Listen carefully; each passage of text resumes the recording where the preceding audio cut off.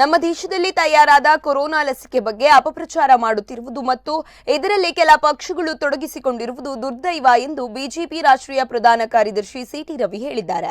ಉಡುಪಿಯಲ್ಲಿ ನಡೆದ ಜನಸೇವಕ್ ಸಮಾವೇಶದಲ್ಲಿ ಭಾಗಿಯಾಗಿ ಬಳಿಕ ಮಾತನಾಡಿದ ಅವರು, ಲಸಿಕೆ ವಿಚಾರದಲ್ಲಿ ಅಪಪ್ರಚಾರದಲ್ಲಿ ತೊಡಗಿರುವುದು ದುರ್ದೈವ. ಈ ಮನಸ್ಥಿತಿ ಬದಲಾಯಿಸಿಕೊಳ್ಳಿ. ಹೀಗೆ ಮಾಡುವ ಪಕ್ಷವನ್ನು ಜನ ದೇಶದ ರಾಜಕಾರಣದಿಂದ ಅಳಿಸಿ ಹಾಕುತ್ತಾರೆ. ಇಟಲಿ ಅಥವಾ ಚೀನಾದಿಂದ ಬಂದರೆ ಮಾತ್ರ ಒಳ್ಳೆಯದು ಅಂತಾರೆ. ಆದರೆ ನಮ್ಮ ದೇಶದಲ್ಲಿ ತಯಾರಾದ ಲಸಿಕೆಯ ಬಗ್ಗೆ ಅವರಿಗೆ ನಂಬಿಕೆ ಇಲ್ಲ. ಅವರಿಗೆ ಈ ದೇಶದ ಜನರ ಓಟು ಬೇಕು. ದೇಶದಲ್ಲಿ ತಯಾರಾದ ಔಷಧದ ಬಗ್ಗೆ ನಂಬಿಕೆ ಇಲ್ಲ ಎಂದು ಕಿಡಿಕಾರಿದ್ರು. ಆರೋಗ್ಯ ಕಾರ್ಯಕರ್ತರಿಗೆ ಮೊದಲನೇ ಸುತ್ತಿನ ಲಸಿಕೆ, ಅದರ ನಂತರ 50 ವರ್ಷಕ್ಕೆ ಮೇಲ್ಪಟ್ಟಂಥವರಿಗೆ ಇರಬೇಕು ಅನ್ನುವಂಥ ಮಾಡಿದ್ದಾರೆ. ಆ ಹಿನ್ನೆಲೆಯಲ್ಲಿ ಎಚ್ಚರಿಕೆ ವಹಿಸಿ ಲಸಿಕೆ ಕೊಡುವಂಥ ಕಾರ್ಯಕ್ರಮನ ಮಾಡುತ್ತೆ.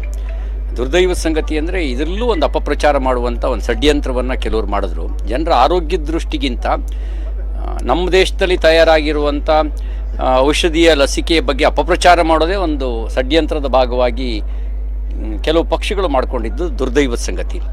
ಅವರು ತಾನು ಮಾಡೋರಲ್ಲ, ಮಾಡೋರಿಗೂ ಬಿಡೋಲ್ಲ ಅನ್ನುವಂಥ ಮನಸ್ಥಿತಿಯನ್ನು ಬದಲಾಯಿಸ್ಕೋಬೇಕಾಗತ್ತೆ. ಇಲ್ಲದೇ ಅವ್ರನ್ನ ಜನ ದೇಶದ ರಾಜಕಾರಣದಿಂದ ಅಳಿಸಾಕ್ತಾರೆ. ಹಾಗೆಯೇ ಇಲ್ಲ, ಜನ ವಿಶ್ವಾಸ ಇಟ್ಟಿದ್ದಾರೆ. ಆದರೆ ಅವರು ಅಪಪ್ರಚಾರ ಇಟಲಿಯಿಂದ ಬಂದರೆ ಒಳ್ಳೆಯದು, ಚೀನಾದಿಂದ ಬಂದರೆ ಒಳ್ಳೆಯದು ಅನ್ನುವಂಥ ಮಾನಸಿಕತೆಯ ಕೊರತೆ ಅದು. ನಮ್ಮ ದೇಶದಲ್ಲಿ ತಯಾರಾದರೆ ಅವ್ರಿಗೆ ನಂಬಿಕೆನೇ ಇಲ್ಲ. ಅವರಿಗೆ ದೇಶದ ಜನರು ಓಟ್ ಬೇಕು, ದೇಶದಲ್ಲಿ ತಯಾರಾದ ಔಷಧಿ ಬಗ್ಗೆ ನಂಬಿಕೆ ಇಲ್ಲ. ಅದೇ ಇಟಲಿಯಿಂದ ಬಂದಿದ್ದರೆ ಅದು ಭಾಳ ಒಳ್ಳೆಯದು ಅಂತ ಹೇಳ್ಬಿಡೋರು, ಮುಂಚೆನೇ ಸರ್ಟಿಫಿಕೇಟ್ ಕೊಟ್ಬಿಡೋರು. ನಮ್ಮ ದೇಶದ ವಿಜ್ಞಾನಿಗಳ ಬಗ್ಗೆನೂ ಅವರಿಗೆ ಗೌರವ ಇಲ್ಲ. ನಮ್ಮ ದೇಶದಲ್ಲಿ ತಯಾರಾಗಿದೆ ಅನ್ನೋದು ಗೌರವ ಇಲ್ಲ.